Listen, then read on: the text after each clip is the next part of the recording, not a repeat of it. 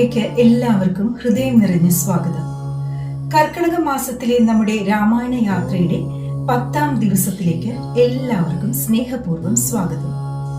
കഴിഞ്ഞ വീഡിയോയിൽ നാം ഭരതന്റെ നിസ്വാർത്ഥ സ്നേഹത്തെയും പാദുകാഭിഷേകത്തിന്റെ ആത്മീയ സന്ദേശത്തെയും കുറിച്ച് സംസാരിച്ചു.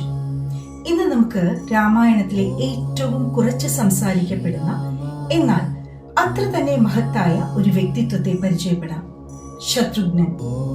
ഒരു ചോദ്യം ചോദിക്കട്ടെ.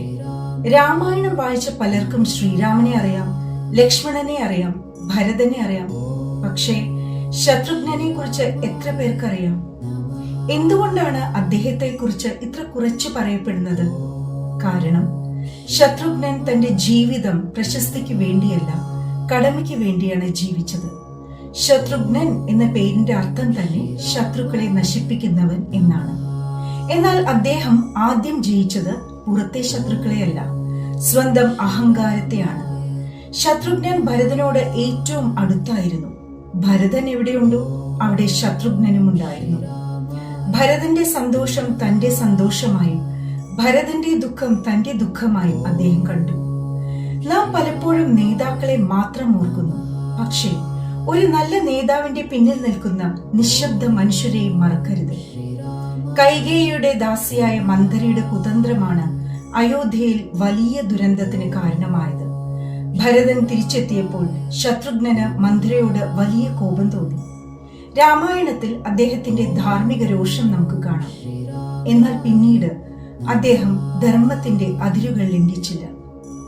ഇവിടെ ഒരു വലിയ പാഠമുണ്ട്. കോപം മനുഷ്യന് സ്വാഭാവികമാണ്, പക്ഷേ കോപത്തെ നിയന്ത്രിക്കാനുള്ള കഴിവാണ് മഹത്വം. പിന്നീട് ശ്രീരാമന്റെ ആജ്ഞപ്രകാരം ശത്രുഘ്നൻ ലവണാസുരനെ വധിച്ച് മധുപുരിയിൽ ഭരിച്ചു. എന്നാൽ അദ്ദേഹം ഒരിക്കലും സ്വന്തം നേട്ടങ്ങളെ കുറിച്ച് അഭിമാനിച്ചില്ല. കാരണം അദ്ദേഹത്തിന് അറിയാമായിരുന്നു, കടമ ചെയ്തതിന് കയ്യടി ആവശ്യമില്ല. ഇന്നത്തെ ലോകത്ത് എല്ലാവർക്കും അംഗീകാരം വേണം. സോഷ്യൽ മീഡിയയിൽ ഒരു ചിത്രം പോസ്റ്റ് ഇട്ടാൽ എത്ര ലൈക്ക് കിട്ടി എന്നതാണ് ശ്രദ്ധ. ചെയ്ത നല്ല പ്രവൃത്തിക്കും ഉടൻ പ്രശംസ ലഭിക്കണം എന്ന ആഗ്രഹം. പക്ഷേ ശത്രുഘ്നൻ നമ്മെ പഠിപ്പിക്കുന്നത് നല്ല പ്രവൃത്തിയുടെ ഏറ്റവും വലിയ പ്രതിഫലം മനസ്സിന്റെ സമാധാനമാണ്. ഒരു ആശുപത്രിയിൽ ജോലി ചെയ്യുന്ന ഒരു നഴ്സ് ഒരു രാത്രിയിൽ ഉറങ്ങാതെ രോഗികളെ നോക്കുന്നു. ഒരു ശുചീകരണ തൊഴിലാളി ആരും കാണാത്ത സമയത്ത് ജോലി ചെയ്യുന്നു. ഒരു അധ്യാപകൻ വിദ്യാർത്ഥികളുടെ ഭാവിക്കായി പരിശ്രമിക്കുന്നു. ഒരമ്മ കുടുംബത്തിനായി നിശബ്ദമായി ത്യാഗം ചെയ്യുന്നു. ഇവരിൽ പലർക്കും വലിയ പ്രശസ്തി ലഭിക്കില്ല. എന്നാൽ സമൂഹം നിലനിൽക്കുന്നത് ഇവരെ പോലുള്ള നിശബ്ദ മനുഷ്യരുടെ കരങ്ങളിലാണ്. ശത്രുഘ്നന്റെ ജീവിതം അവരെ നമ്മെ ഓർമ്മിപ്പിക്കുന്നു. രാമായണത്തിലെ 4 സഹോദരന്മാരെ നോക്കൂ. രാമൻ പഠിപ്പിച്ചത് ധർമ്മം, ലക്ഷ്മണൻ പഠിപ്പിച്ചത് സേവനം, ഭരതൻ പഠിപ്പിച്ചത് ത്യാഗം, ശത്രുഘ്നൻ പഠിപ്പിച്ചത് നിശബ്ദമായ കടമ നിർവഹണം. ഈ 4 ഗുണങ്ങളും ഒരു കുടുംബത്തിൽ ഉണ്ടെങ്കിൽ ആ കുടുംബം സന്തോഷത്തോടെ നിലനിൽക്കും.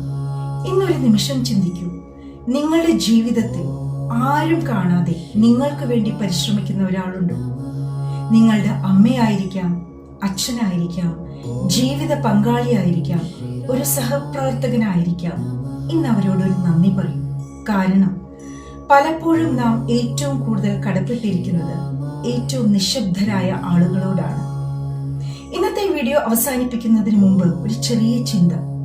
നിങ്ങൾ ചെയ്യുന്ന നല്ല പ്രവൃത്തികൾക്ക് ആരും പ്രശംസിച്ചില്ലെങ്കിൽ നിങ്ങളത് തുടരുമോ?